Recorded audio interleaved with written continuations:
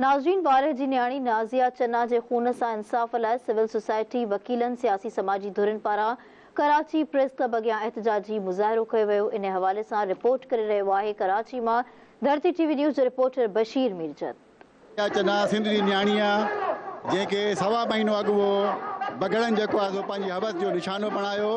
ऐं जॾहिं उनजी FIR थी त उन जेको इन्वेस्टिगेशन ऑफिसर आहे राहिला गोपांग उन्हनि जो केस लोहण जी कोशिशि कई आहे ऐं मुसलसिल उनजे वालदेन खे उनजे माउ खे भाइरनि खे उहे धमकाईंदा रहनि था ऐं जेके ॿ मुलज़िम आहिनि जेके अञा ताईं पुलिस जे हिरासत में न आहिनि उन्हनि जे ख़िलाफ़ का कार्रवाई न कई आहे। हिते ॾिसो न त हर न्याणी सां ज़ाती कई थी वञे ऐं उन ज़ाती जो को इंसाफ़ बि नथो मिले ऐं उनखे ईअं लोड़ियो थो वञे। जे अगरि उन्हनि खे पहिरियां जेकी ज़ाती थियूं आहिनि उन्हनि खे अगरि पकिड़े करे उन्हनि खे सज़ा ॾिनी वञे हा त ॾींहों ॾींहुं ज़ाती जा केसिस वधिया न वञनि। सो नाज़िया चन्ना जेकी आहे उन सां ज़ाती कई वई आहे, उन खां बाद उन न्याणी जी डेथ कास्ट थी वई आहे ऐं अञा ताईं उहे जेके अक्यूज़ड आहिनि उहे गिरफ़्तार न थिया आहिनि, बल्कि उहे अञा ताईं उन्हनि ते का कार्रवाई न कई वई आहे। सवाल आहे त इहे असांजे मुल्क में इहे वाक़िया वधण जी वजह छा आहे?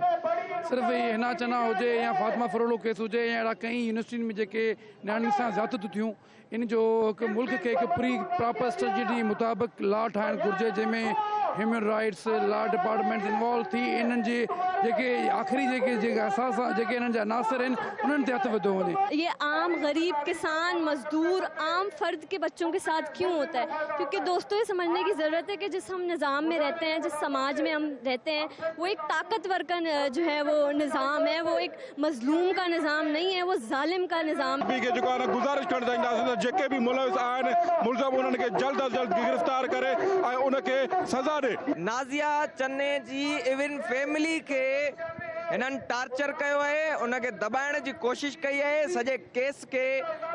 ख़राब करण जी कोशिशि कई आहे, जंहिंमें पुलिस इंतज़ामिया बि शामिल आहे, जंहिंमें सईदा गोपांग जेका केस जी IO लॻल आहे उन मुकमल तौर ते हिन सॼे केस खे ख़राब कयो आहे ऐं मां सम्झां थो त कानून जी बालादस्ती हुजणु घुरिजे, इंसाफ़ जी बालादस्ती हुजणु घुरिजे। हमारे माशरे में जो मर्दों की इजारादारी है उसका मसला है कि मर्दों को लगता है कि वो रेप कर दें, कत्ल कर दें औरत को, बच्चे को, बच्ची को, उनकी कोई अकाउंटेबिलिटी नहीं होगी, उनको कोई पूछेगा नहीं और वो अपनी ज़िंदगी जीते रहेंगे। तो जेके असांजी कोर्ट्स आहिनि सगीरू कोर्ट आहिनि उहे महिरबानी करे हिन ते